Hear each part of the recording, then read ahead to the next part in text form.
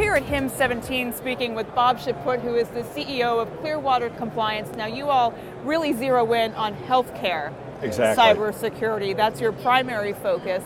And you and I have been talking a lot about cybersecurity in the last couple of months, and a lot of your view seems to stem from the idea that the dialogue around cybersecurity these days is really missing something. It's not broad enough. So tell me about that. Yeah, it's great. I mean, literally here at HIM 17, literally we're under the big top. Yeah. And in many respects, it's a 3, 4, 5 ring circus event because we have lots of organizations that are talking in that dialogue about threats. Many are talking about vulnerabilities, many are talking about controls, and many are talking about today's current assets, which is great.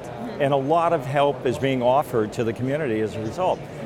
But I think we have to add to the conversation, and that is by thinking not just about today's threats and vulnerabilities and controls. We know that is going to change.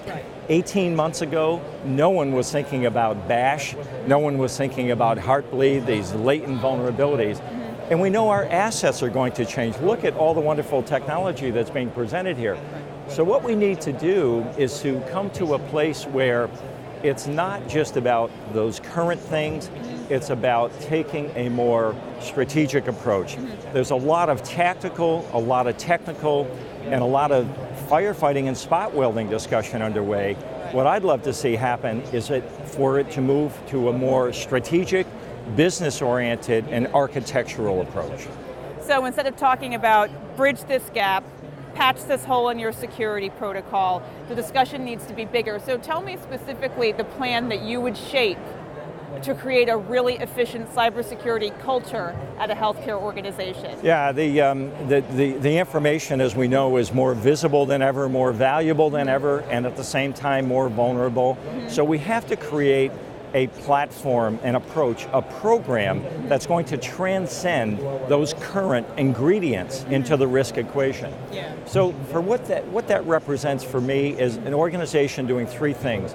Number 1, adopting a framework.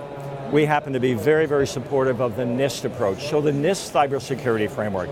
Number 2, adopt and formalize a process for doing information risk management. Yes. And last but not least, adopt the Deming continuous process improvement mentality by embracing a maturity model, so you can be in the mode of planning and doing and checking and acting.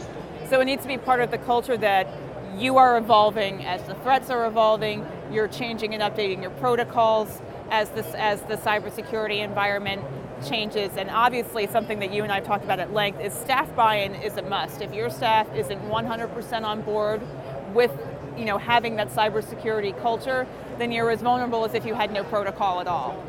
Yeah, that's exactly right. And part of this journey of maturity includes 5 key ingredients to go a little deeper. Okay. Governance, people, process, technology, and ultimately the level of embeddedness or engagement, making the organization more risk aware. Yeah. And that's at the frontline workers, and then at the very beginning, when it comes to governance, the engagement of the board and the executive team.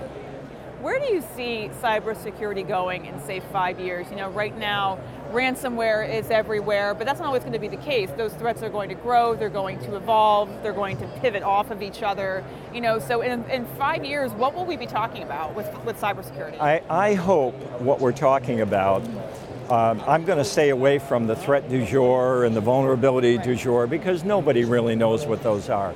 I hope what we're talking about are holistic programs that involve those 5 ingredients that I just mentioned a moment ago, and have the recognition that this is now about, I'll call it the 3 R's of the CEO, reputation, revenue, and regulatory compliance.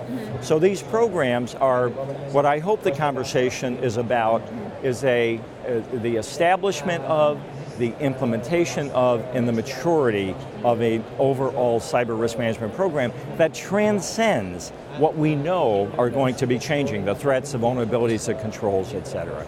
Bob, thanks so much for your time and your perspective here today. It's always a pleasure to speak with you. It's my pleasure, thank you. Thank you. All right. You're watching HIM 17 TV.